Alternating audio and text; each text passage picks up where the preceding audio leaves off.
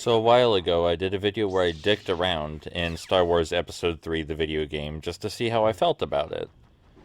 And now, we're gonna look at the second to last level in the game, just to see how it all shook out.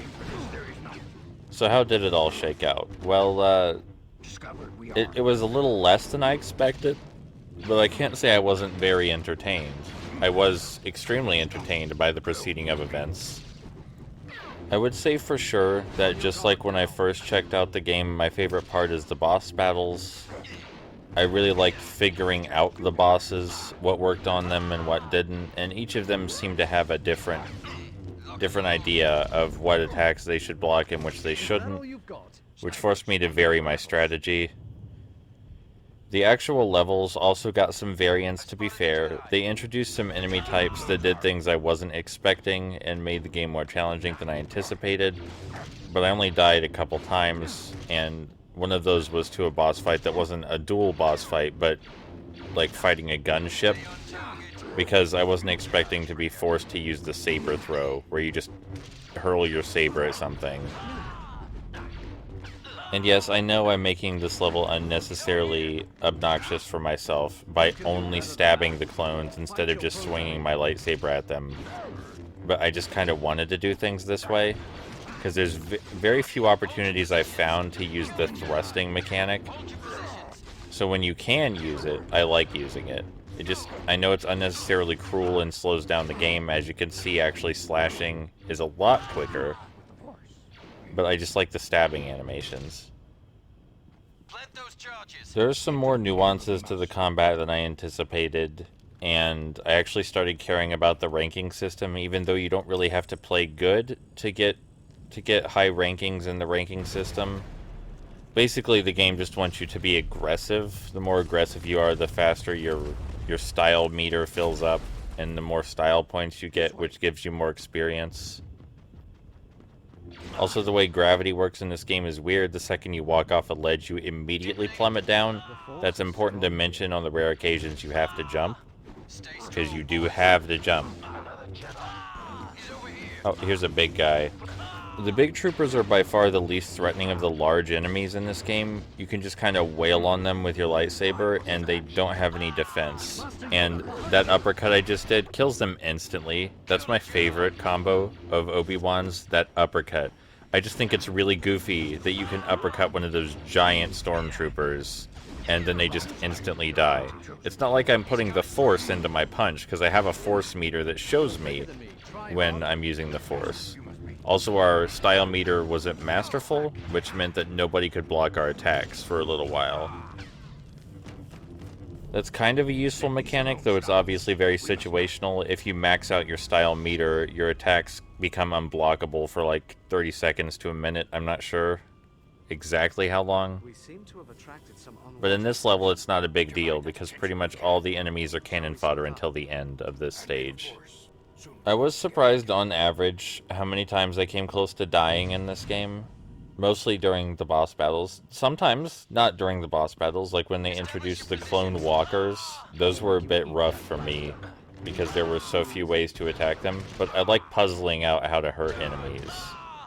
I like action games that are more like puzzle games sometimes. And I think the most fun puzzle is figuring out how to destroy enemies or get through or around enemies. So it's not like I hated it, it's just I wasn't expecting to die there, or almost die there. I like how they say set for kill. Like, anybody needs to hear that.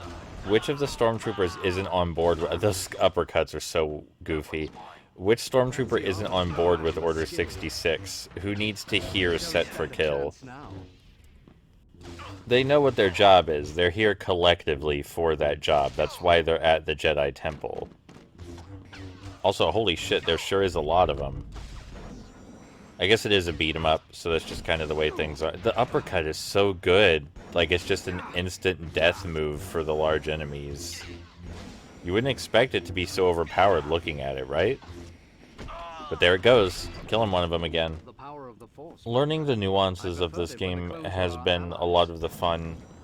I'm not going to pretend I know everything about this game. There are a lot of mechanics and a lot of combos in this game, and the way they interact with enemies is not something I could figure out, like, 100% in the minimal time it takes to beat the game.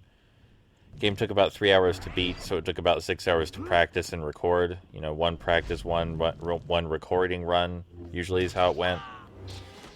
And those practice runs were absolutely necessary for a couple enemy types so I could figure out how they work. Like, some of them needed baited, and practicing the bosses was an absolute necessity to figure out which combos worked on them. And figuring stuff out, like I said, that was the fun. You know, I like games where you figure stuff out, especially action games where you figure stuff out. And coming to this immediately after playing the Herbs was a little rough, I'm not gonna lie. The Herbs was kind of a different game from Star Wars Episode 3, the video game. That uppercut is amazing. And on the channel, with how many video games are on this channel, how many video games I've played and finished and recorded, it might seem like, you know, I'm good at video games, but that's just kind of not how it works. It might work that way for some people, but I doubt it. I don't think I'm actually good at general video games. I don't think anyone is good at general video games. I think I understand tropes associated with video games and how controls and certain ideas might work. There's a collectible in there, I had to blow it up. I think I might understand how collectibles and certain ideas might work, but anytime a video game presents something different from other video games, I have to learn how it works just like anyone else. And the learning process is...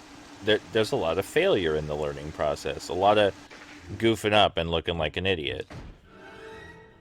As my friend Dulcet can attest to, like, they've seen me play games in the practice stage or games I haven't experienced before, and I fuck up a lot.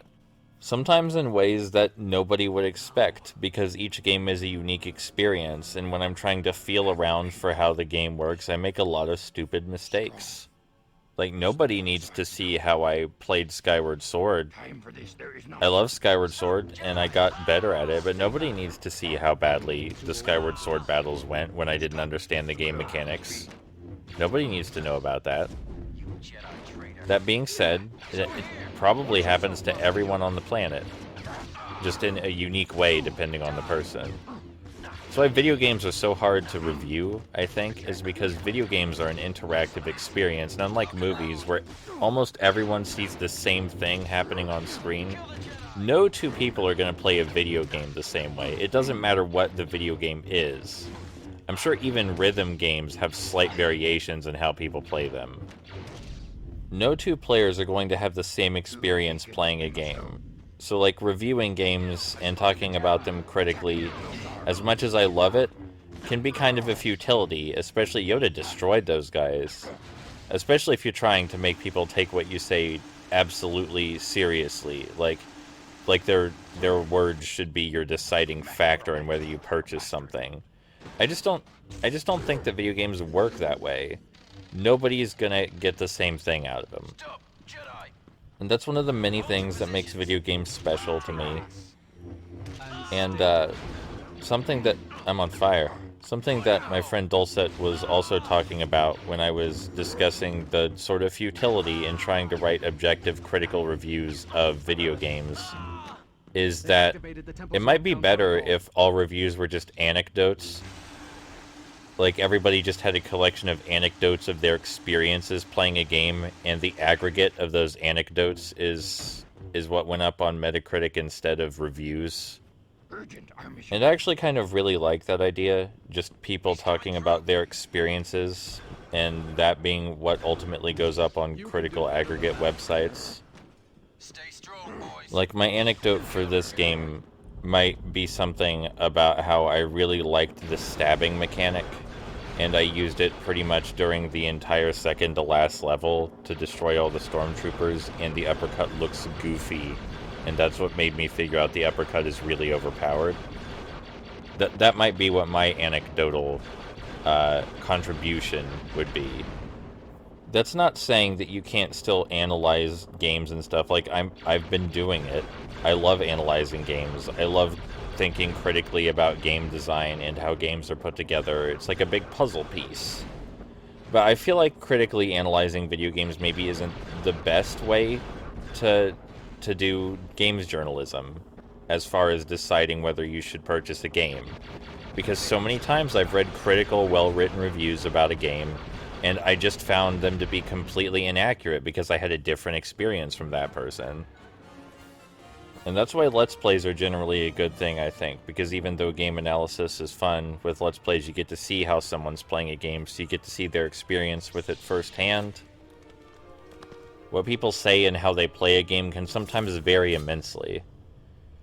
Alright, so these assassin troopers, so it's kind of hard to hit them. They dodge pretty much every saber swing. Sometimes a little odd one will hit them, or sometimes they'll run into your lightsaber while trying to attack you during your saber swings, which is really goofy. They sometimes just accidentally kill themselves. But they're kind of hard to hit. And your Jedi mind tricks don't work on them, and if you try and force grab and throw them, they land on their feet. You can do a kind of shockwave if you've upgraded yourself the right way, and that shockwave is really helpful, but we don't have that upgrade. So, fighting them can seem impossible unless you have certain upgrades, right? Even the uppercut won't save you here. And eventually, if you just keep flailing at them, some of your lucky saber strikes will win out, and you'll have saved the day. But that's definitely not what you're supposed to do. At least I'm fairly certain that's not what you're supposed to do to win. Because it's not practical, and that's not how anyone would design an enemy. Also, the saber throw doesn't work either. Like you're seeing, it doesn't work. So, how I found to hurt them consistently is actually if you attack without looking at them. Like you do back attacks at them, like this. Well, like that, but...